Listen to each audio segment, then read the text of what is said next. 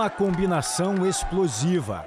Mais de 30 mil torcedores com ingresso e portões fechados. Os conflitos estavam anunciados. 1, 2, 3 bombas, fumaça.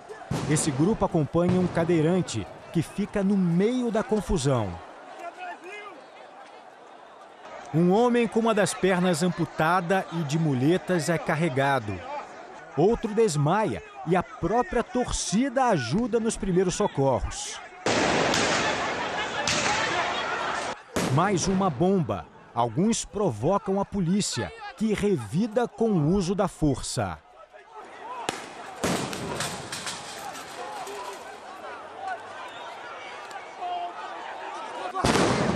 Eu tô com meu filho no Maracanã, filho! Spray de pimenta, bala, olha só. Despreparo total, despreparo total com o torcedor. Vai abrir, não vai abrir. São 5h03 da tarde, nesse momento, olha, policiais que estavam em outro setor do Maracanã estão chegando nesse ponto para reforçar a segurança.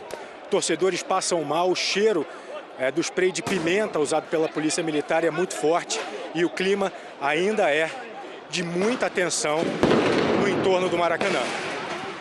Quando esse planejamento ele é modificado sucessivas vezes, a gente passa a depender mais de sorte do que de planejamento. E um evento dessa dimensão, que poderia ter contado com 70 mil pessoas, depender de sorte é algo que pode nos levar a uma tragédia. 29 feridos receberam atendimentos em 2 postos médicos no Maracanã. 2 foram levados para o Hospital Souza Aguiar, no centro. A Polícia Militar registrou 4 ocorrências por posse de artefato explosivo e incitação à violência. Os portões foram abertos às 5h30 da tarde. Torcedores erguiam os braços em sinal de paz. Desde a última sexta-feira, Vasco e Fluminense travaram uma disputa sobre o direito de ocupar o setor sul do Maracanã. O Fluminense alegava que uma cláusula no contrato com a concessionária do estádio garantia esse direito. Mas o Vasco também entendia que poderia ocupar o setor por ser mandante do jogo e estar amparado pela Federação de Futebol do Rio e pela concessionária. O Vasco começou a vender ingressos para o setor sul na sexta-feira. No mesmo dia, o juiz Sandro Lúcio Barbosa Pitassi deu uma liminar ao Fluminense determinando que o consórcio cumprisse o contrato com o clube. No sábado, depois que uma reunião na Federação de Futebol do Rio terminou sem acordo, o presidente do Fluminense convocou uma coletiva para falar do caso. Torcedor do Vasco, não estou dizendo ao nosso torcedor para brigar com ninguém, muito pelo contrário, ambiente pacífico, foco exclusivamente dentro das 4 linhas. O Fluminense chegou a vender ingressos para o setor norte, mas depois pediu à justiça que o jogo fosse com portões fechados. Na madrugada de domingo, a desembargadora Lúcia Helena Passos determinou portões fechados pelo risco iminente de conflitos. O Vasco entrou com pedido de reconsideração, alegando a impossibilidade de segurar 30 mil pessoas ao redor do estádio e a dificuldade operacional para a devolução de ingressos, o que foi negado pela Justiça. À tarde, em outra reunião na sede da Federação, o Vasco assumiu os riscos processuais, inclusive o pagamento de R$500 mil pelo descumprimento da decisão liminar da Justiça. O mando de campo, por ser do Vasco, eu tinha a opção de escolher o lado que a torcida ia ficar. Então eu estou lutando por um direito que é do Vasco. E o Fluminense tem um contrato com o Maracanã. Então, se ele se sentiu lesado em algum momento, e aí é que eu acho que houve um erro por parte do Fluminense, eu acho que ele tinha só que acionar o Maracanã, porque é com o Maracanã que ele tem contrato. Existe uma liminar, já existe uma decisão que não foi respeitada, mas a gente vai continuar defendendo os direitos do Fluminense, de que nós temos direito ao lado sul, que está amparado por uma cláusula contratual. Procuramos a Polícia Militar, que informou por mensagem que os portões foram abertos atendendo a uma determinação do desembargador André Emílio Ribeiro, que estava de plantão no domingo. Tentamos falar com a Corregedoria do Tribunal de Justiça, mas não houve resposta sobre quando a decisão de abrir os portões foi tomada e por que a polícia só foi comunicada depois do início do jogo. Agora, de fora, talvez a gente possa vislumbrar outras possibilidades, mas naquele momento foi a medida mais acertada e diminuiu o Zani. Final da vergonha. Final em que todos estavam do lado errado no Maracanã. Boa tarde, parabéns ao Vasco, campeão da Taça Guanabara. Agora vamos entender um pouco melhor essa discussão pelo lado do Maracanã. O Vasco foi o primeiro campeão carioca no estádio em 1950. Nessa época ganhou o direito histórico de escolher o lado da torcida, escolheu o lado sul. Mas os últimos 9 clássicos entre Fluminense e Vasco no Maracanã tinham sido com a torcida do Fluminense nesse lado sul.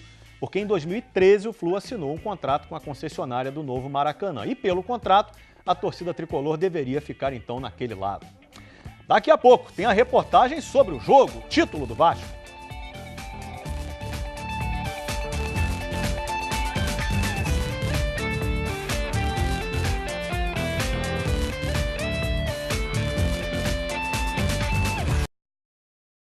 De volta ainda hoje, a gente vai falar da decisão da Taça Guanabara. Vasco ganhou do Fluminense, levou o título, mas foi uma tarde de muita confusão. O jogo teria portões fechados, aí a Justiça mandou abrir os portões com o jogo em andamento. Teve tumulto do lado de fora do Maracanã e ainda apareceu um vídeo, gente, em que o Felipe Bastos, jogador do Vasco, comemora o título ofendendo os tricolores com gritos homofóbicos.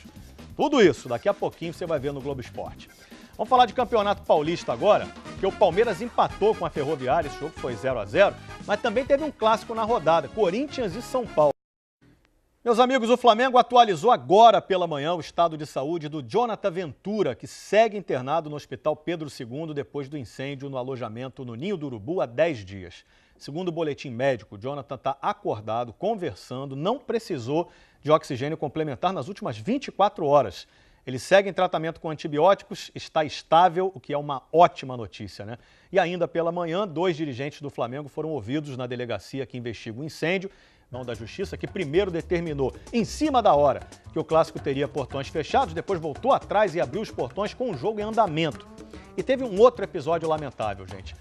Comemorando ali o título, o jogador do Vasco, Felipe Bastos, e um funcionário do clube fizeram um vídeo ofendendo os tricolores com gritos homofóbicos. Gritos, aliás, que são cantados também pela torcida do Vasco, tudo reprovável, condenável, claro. A gente vai censurar um pouquinho o vídeo, porque são muitos xingamentos, palavras chulas e tal, mas vamos mostrar para você ter uma ideia. Série C do time de...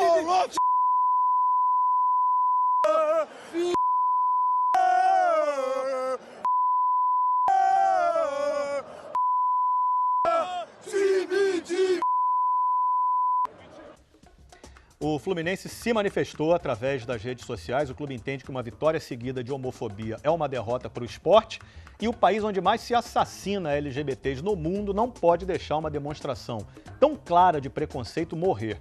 Por respeito, por justiça, por humanidade, o Fluminense, assim como todo clube de futebol, é feito de homens e mulheres de várias cores, condições sociais, sexualidades e tem muito orgulho de cada um de seus torcedores. Por isso, faz questão de afirmar quantas vezes forem necessárias que é um time de todos. O Vasco informa que está discutindo o assunto internamente e que vai se pronunciar através das redes sociais. Felipe Bastos postou um vídeo para se retratar e se desculpar por causa deste vídeo. Muito bem, chegou a hora, hein, de ver como foi a decisão da Taça Guanabara. O Vasco venceu o Fluminense, é o campeão, mas foi um domingo em que, infelizmente, o que aconteceu fora de campo ofuscou a conquista do clube.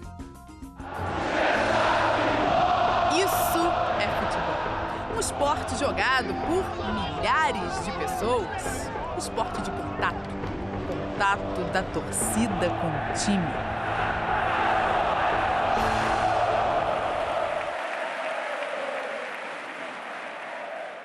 Se bastassem 11 contra 11, essas imagens não seriam tão tristes. Hoje era para ser um dia de um Maracanã lotado, mas infelizmente... aí, vazio. O fato da torcida não tá, que é uma vergonha, tem que registrar, né? Vergonha pro futebol, é ruim, vergonha pra sociedade. Arquibancadas vazias receberam Vasco e Fluminense para a final da Taça Guanabara no Maracanã. Tudo muito sem graça. Inclusive dentro de campo. Poucas chances. Esse chute do Everaldo foi o melhor que se viu. Segura, Fernando Miguel!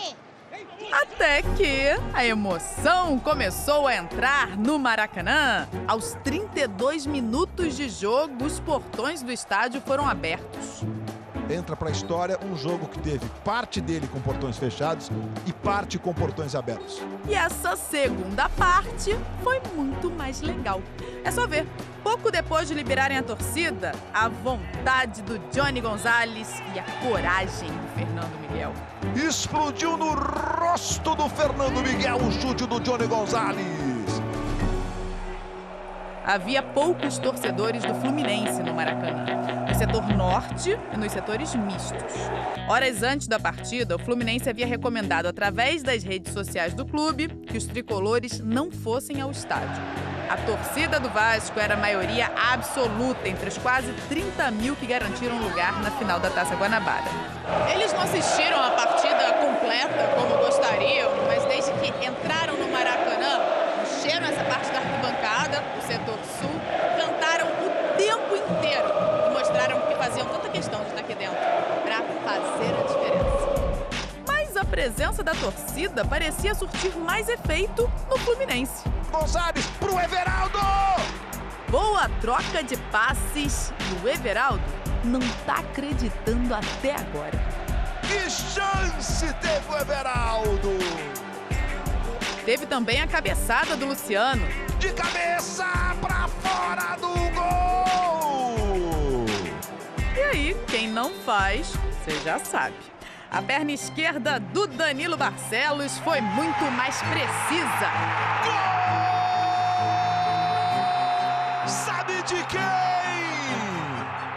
Danilo Barcelos é o nome da emoção! Cobrança de Danilo Barcelos. A bola vai viajando. O Marrone tenta tocar, mas ela passou direto. Foi sem querer, né? Claro que a gente bate nesse sentido, uma bola em direção ao gol. Essa é uma bola muito difícil, né? A gente vê vários gols acontecendo assim, a gente treina, né? O jogo continuou sem muitas chances de perigo. Aos 48 minutos do segundo tempo, Andrei fez falta em Calazans e o clima esquentou. Pela primeira vez no Campeonato Carioca, a arbitragem analisou imagens com auxílio do árbitro de vídeo, o VAR. Bruno Arleu de Araújo decidiu expulsar o Luciano por um empurrão no Andrei. O volante vascaíno também foi advertido, mas com cartão amarelo. Terminou assim, Vasco 1, Fluminense 0. Vasco campeão da Taça Guanabara com 100% de aproveitamento. 7 vitórias em 7 jogos. Levantar troféu é sempre importante, então dá os parabéns para essa torcida aí, agora tem que comemorar ali. A gente ganhou no campo e fora do campo também. Pela primeira vez desde a reabertura do Maracanã, a torcida tricolor teve que mudar de lugar.